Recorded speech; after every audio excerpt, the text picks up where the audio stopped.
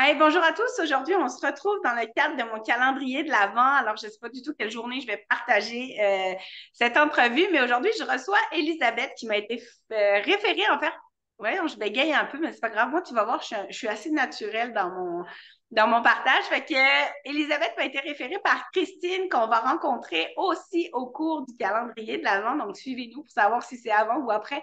Je ne le sais pas encore. Ce sera la surprise. Elisabeth, je t'ai invitée parce que dans mon cadre du calendrier de l'Avent, comme je viens de t'expliquer, moi, je cherchais des personnes, des humains, des experts pour partager en fait des petites choses du quotidien qu'on pense ou qu'on pense pas, qui nous tentent ou qui nous tentent moins pour devenir une meilleure version de soi-même, pour mieux gérer sa vie, pour avancer. Fait que je vais te laisser te présenter, puis rapido, puis après ça, je vais te dire qu'est-ce que je voulais que tu nous parles aujourd'hui. Parfait. Ben, merci de l'invitation. Ça me fait vraiment plaisir. Fait que dans le fond, brièvement, je suis qui? Ben, ma profession, mon travail, c'est d'être notaire. Alors, je suis notaire et conseillère juridique. Donc, je suis Elisabeth Fontaine. Je suis une maman de trois jeunes enfants, une sportive. J'aime la bouffe. Je suis une entrepreneur. Fait qu'un peu une pas mal de choses. Puis, ben, écoute, je suis juste très heureuse, moi, de communiquer avec le plus d'humains possible. Fait que ton invitation était grandement appréciée et je te laisse me dire de quoi tu veux que je te parle aujourd'hui. Oui, j'avais vraiment hâte. Alors, si vous me connaissez un peu, vous savez que moi, je suis quand même assez dynamique. Je suis dans la folie, dans l'action, dans toutes les choses qui nous apportent des petits bonbons et puis du petit bonheur au quotidien. Et Elisabeth, je l'ai invitée pour qu'elle nous parle de testament. Alors, c'est quelque chose que moi, j'ai longtemps trouvé lourd, fatigant. Puis, tu sais, je me dis à quoi ça sert vraiment. Puis, je pense qu'on n'est jamais prêt finalement à ce qu'il nous arrive quelque chose, sauf que ça peut arriver assez rapidement. Alors, je voulais aujourd'hui que tu nous parles de c'est quoi un testament, pourquoi faire ça, à quel âge faire ça, quel moment. Fait que je vais te laisser nous présenter un peu mais pas ta passion. C'est une passion pour toi d'enseigner ça, ouais, hein? Oui, oui, oui, vraiment. De le vulgariser, de le simplifier, là, de le rendre un peu intéressant, sexy, oui. Mais bon courage, je suis pas sceptique, mais j'ai vraiment hâte de t'entendre pour de vrai parce que je sais que c'est important, mais c'est quelque chose c'est pas qui m'intéresse pas, mais qui me passionne pas, mettons, mais je sais que c'est important de mon entourage aussi, de tout ça. Alors, je te laisse la parole. Merci beaucoup d'avoir accepté, puis j'ai bien hâte de t'entendre. Oui, puis écoute, moi, je pourrais parler longtemps de ça. Fait que tu m'arrêtes quand c'est le temps de conclure, là, tu me le dis. Puis, tu sais, mon but vraiment aujourd'hui, c'est de partager parce qu'on entend beaucoup de choses, mais elles sont pas nécessairement vraies. Fait que dans les quelques minutes que j'ai avec toi, dans le fond, c'est que je veux vraiment comme démystifier ce qu'on entend le plus souvent pour venir vraiment rectifier l'information puis faire en sorte que après ça, les gens prendront la décision. Est-ce qu'ils vont en faire un ou pas, ou bientôt, ou comment? Parce qu'il y a plusieurs façons de faire des testaments. Fait que c'est vraiment, les gens, vous allez voir, là, ça va vraiment être intéressant d'aller déconstruire aussi des, des, des idées qu'on a du testament. Oui, des croyances, c'est exactement.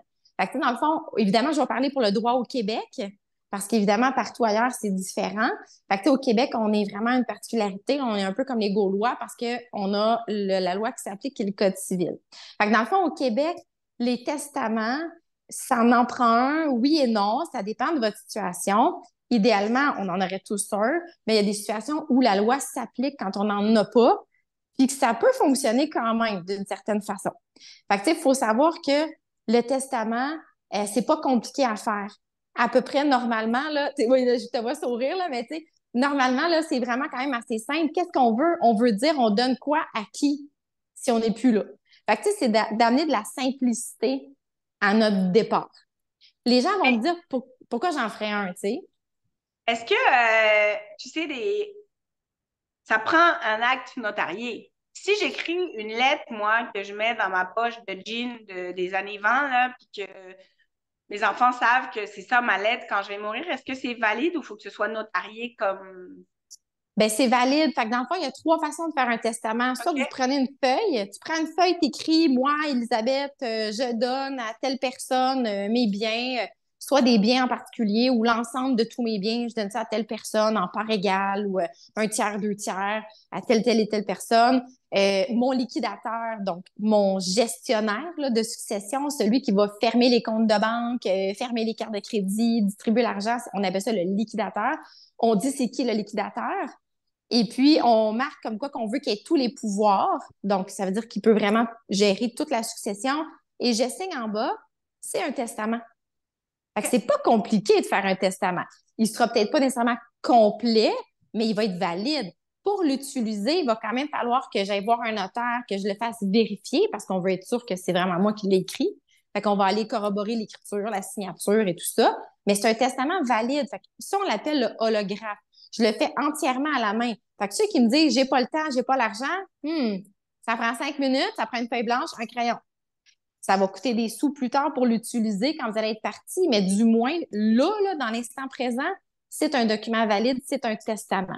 Donc, c'est important de dire à qui je donne les biens, c'est qui mon liquidateur, il y a les pleins pouvoirs sur ma succession, puis on le signe en bas, c'est nous qui l'avons fait. Sinon, tu le fais à l'ordi, si comme moi, tu n'as pas de belle écriture, tu le fais à l'ordinateur, tu l'imprimes, tu marques les mêmes informations, on l'imprime, on le signe avec 2 témoins qui ne sont pas dans le testament. Parce que sinon, ça ne marche pas. Fait qu'il faut que je prenne des gens que je vais retrouver et qui ne sont pas bénéficiaires dans le testament. Ça, c'est un testament devant témoin. Lui aussi, il va falloir le faire vérifier quand on va vouloir l'utiliser. Fait que j'ai pas de frais maintenant. Je vais en avoir plus tard, mais c'est encore une fois un testament valide. Et le troisième format, c'est un testament notarié. Là, c'est vraiment fait devant notaire. Évidemment, nous, il y a plus qu'une page. Là, il y a à peu près 7-8 pages parce qu'on prévoit beaucoup plus que juste ça. On prévoit tuteur, on prévoit de la gestion de l'argent. Je donne pas de l'argent tout de suite à 18 ans, je veux le donner à 21, 25. Tu sais, on prévoit beaucoup plus de choses. Puis, on n'a pas besoin de le vérifier. Fait qu'au moment du décès, vu qu'il est fait devant notaire, il est automatiquement valide. OK. On fait la recherche testamentaire, là, mais il va être utilisable sans que j'aille à le prouver. Parce que je l'ai signé devant notaire, il est prouvé et très difficilement contestable. Tandis que les autres, ils peuvent être contestés, les autres formats, puis les gens peuvent dire, ben, c'est pas vrai qu'il l'a signé, c'est pas vrai qu'il l'a écrit, ou tu sais. Fait que le notarié est plus béton en termes de qu'est-ce qu'il y a dedans, puis qu'on peut pas le contester, mais c'est pas grave. Il y a quand même 3 façons, tu sais, de le faire. Fait que déjà là, on démystifie la simplicité, là. Puis en termes, mettons, de coûts, tu sais, un testament fait devant notaire versus d'aller faire valider un document Ouais. de maison. Ben, un testament fait devant notaire, donnez-vous un range de prix, là. Normalement, là, c'est entre 650 et 900 dollars à peu près. Parce qu'il y a des frais qu'on paye pour l'enregistrer, parce qu'il est enregistré à la Chambre des notaires, donc on peut toujours le trouver. Fait que ça vous donne une idée. Un testament simple. Je dis pas un testament avec des grosses clauses très compliquées quand vous avez plein de compagnies à gérer, ça c'est autrement. Mais ça donne une idée. Le faire vérifier quand vous l'avez fait à la main ou devant témoin, c'est 2500 à 5000 dollars que vous laissez à votre succession à faire plus tard. Mais des fois, entre deux, il y en a qui me disent, ouais, mais tu sais, j'ai des enfants, j'ai des choses, puis je n'ai pas 650 pour l'instant. Bien, faites-le à la main, faites-le devant témoin, mais mettez-vous en tête que l'idéal, ce serait à un moment donné d'aller chez le notaire, tu sais. Mais OK. il y a quand même une façon de le faire, là.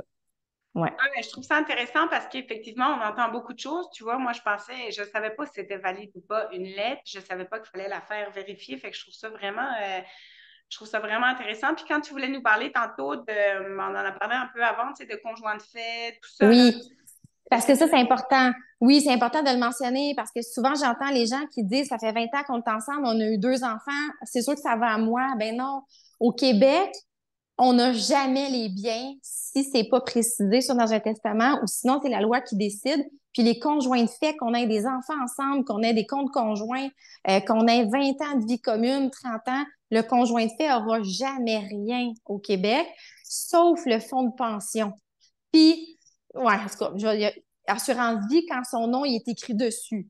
Tu sais, fait que ça veut dire que tout le reste, là, va aller aux enfants ou aux parents ou aux frères et sœurs, mais le conjoint de fait n'aura jamais rien. Fait que ça, il faut vraiment que ce soit bien, bien ancré, là, dans la tête des gens parce qu'à un moment donné, on a entendu parler que ça deviendrait comme des conjoints mariés, mais ça n'a pas fonctionné, c'est pas passé. Puis même si vous êtes mariés, ça vous donne juste un tiers, dépendamment de qui qu'il y a dans la succession, là.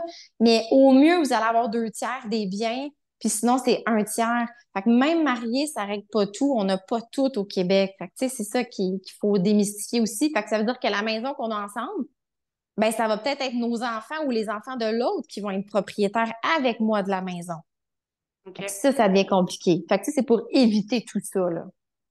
Oui, puis en tout cas, je trouve ça vraiment intéressant parce que, tu sais, On sait jamais. On sait jamais ce qui peut se passer. On n'est pas à l'abri de rien. Fait que, tu sais, moi, je fais de la prévention beaucoup au niveau de la santé puis du bien-être, mais tu sais, de la prévention au niveau de la santé financière, si on peut appeler ça comme ça. Je Ouais. pense que c'est financière ou immobilière, je sais pas trop comment on appelle ça, mais Puis, tu sais, même dans les émotions, parce que moi, je dis toujours aux gens, tu sais, pensez au-delà de vous-même. Vous, vous allez être parti. On s'entend, vous allez être ailleurs.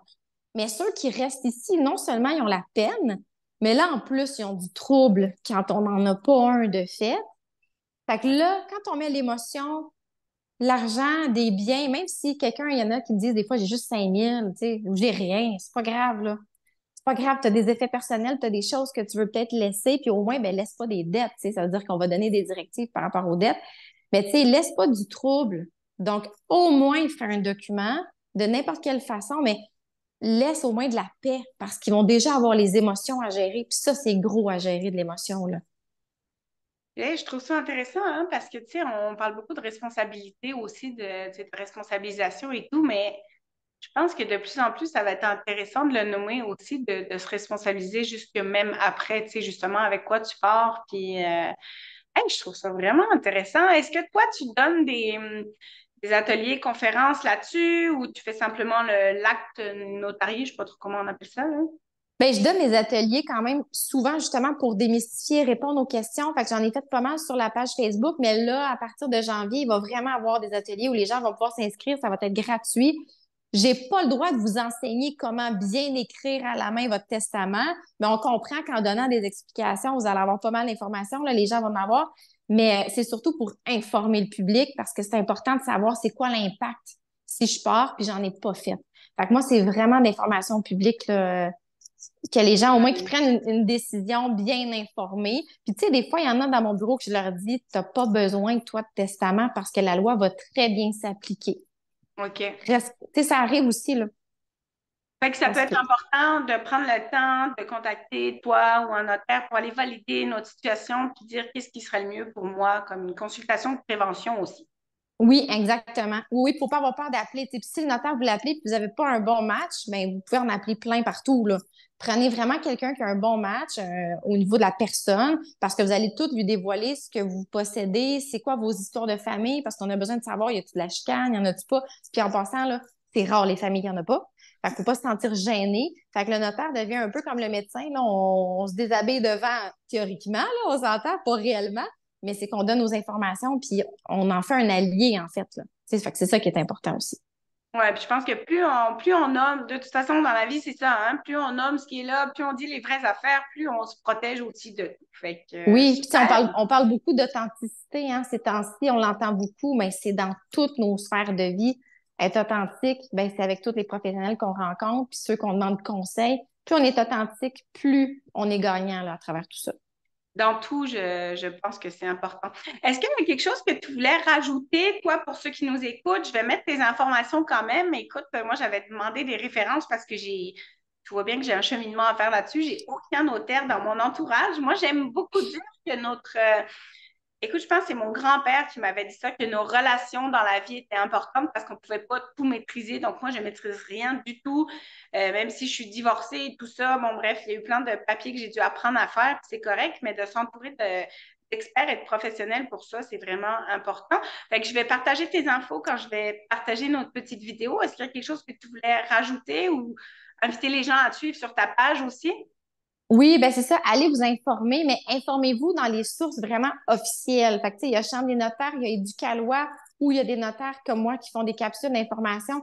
Allez chercher l'information vraiment directement du bon professionnel. Je pense que ça, c'est aussi bien important là, pour s'informer.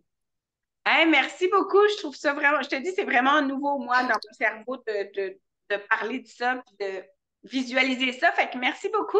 Laissez-nous des messages si vous avez des questions, si vous avez des intérêts ou quoi que ce soit, si vous avez déjà fait un testament parce que pour vous, c'était important. Je suis juste curieuse d'échanger un peu sur notre connaissance là-dessus, puis l'importance que ça peut avoir dans notre quotidien. Merci beaucoup, Elisabeth, d'avoir dit oui. On ne fait pas ça plus long que ça parce que je veux que les gens aient un impact assez rapide dans cette conversation. Fait que merci pour tout. Bonne continuation à toi. Puis ben, écoute, au plaisir d'échanger de nouveau avec toi. Merci beaucoup.